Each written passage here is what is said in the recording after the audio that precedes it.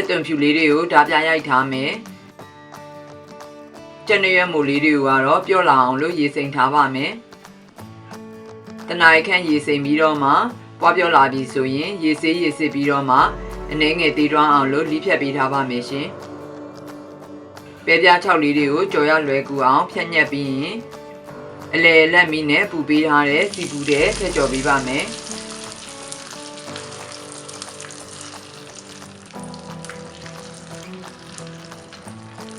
လူတလူဟိုဘက်ဒီဘက်လန်ပြီးတော့မှမိနစ်ဝက်ခန့်ဒါမှမဟုတ်နှစ်ဖက်လုံးအယောင်ပြောင်းပြီးဆိုတာနဲ့စီစစ်ဆက်ထုတ်ပေးပါမယ်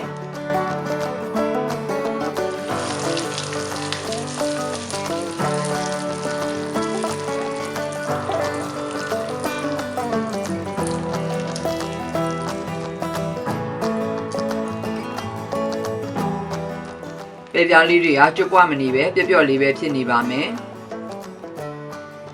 အေးရွာပြီဆိုရင်တော့ဒီလိုမျိုးလေးကျွတ်ရတော့ပါတယ်ရှင်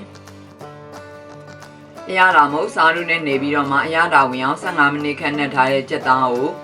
ပဲပြား6ကြော်ထားတဲ့စီကြီးလေးထည့်ပြီးတော့မှမီးချင်းချင်းနဲ့ကြော်ပေးမယ်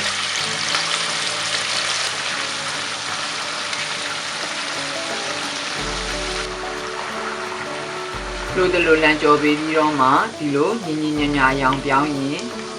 စစ်စစ်ဆက်ထုတ်ပေးပါမယ်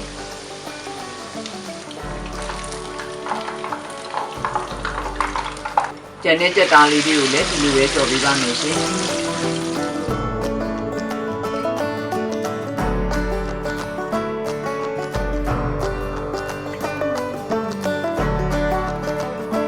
မိပြင်းပြင်းနဲ့အပူပေးထားတဲ့အိုးထဲကို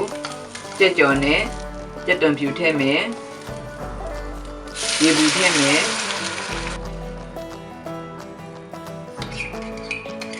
ခယူးစီပဲငံပြားရဲ့အပြည့်အချိုနဲ့ပဲငံပြားရဲ့အကျဲတို့ထည့်ပြီးတော့မှအိုးဖုံးလေးဖုံးပြီးတော့မှတည်ပါမယ်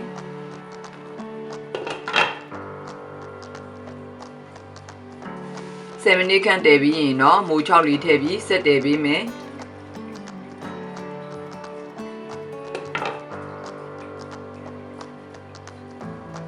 9မိနစ်10မိနစ်ခန့်တည်ပြီးရင်ပဲပြား6ကြော်ထည့်မယ်အိုးဖုံးလေးဖုံးမယ်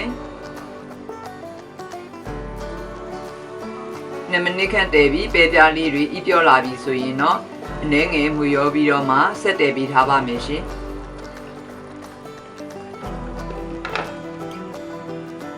နောက်3-4မိနစ်ခန့်ဆက်တည်ပြီးတော့မှငရုတ်ကောင်းမုန့်လေးဖြတ်ထည့်ပြီးဆိုရင်တော့အရသာနဲ့ပြည့်ပြည့်စုံတဲ့ဟင်းလေးသုံးဆောင်ဖို့အသင့်ဖြစ်ပါပြီ